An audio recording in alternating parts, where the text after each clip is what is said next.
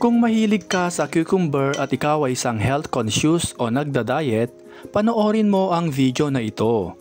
For today's recipe ay gagawa tayo ng salad na bukod sa masarap ay healthy pa.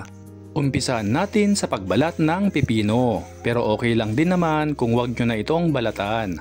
Pagkatapos ay hatiin natin ito at tanggalin o alisin natin ang mga buto. Sa ganitong proseso ay para malesen ang kanyang pagtutubig.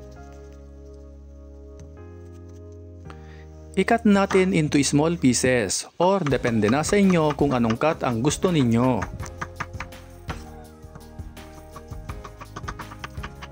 Pagkatapos ay ilagay natin ito sa isang mixing bowl.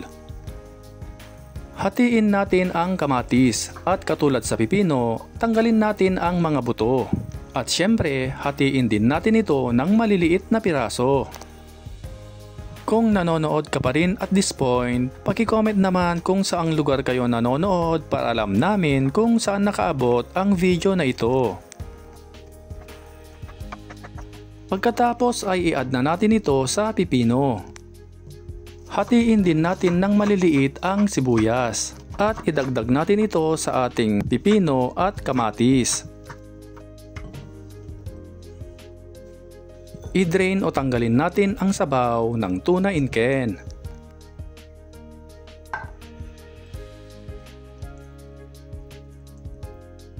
Pagkatapos ay i-add na rin natin ito sa ating salad mixture. Maglagay rin tayo ng salted egg o red egg. At syempre, ground black pepper. At lemon juice. Kung walang lemon juice ay pwede rin naman ang calamansi juice.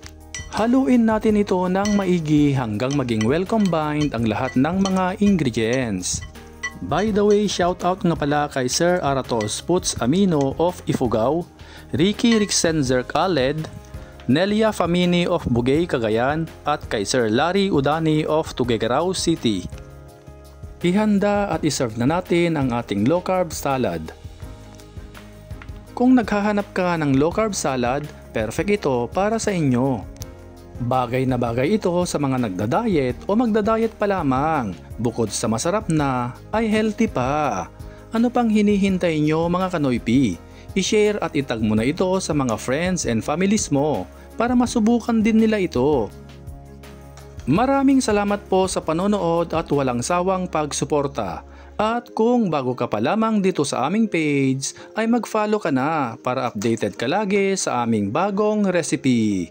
Hanggang sa muli, kain na mga kanoypi!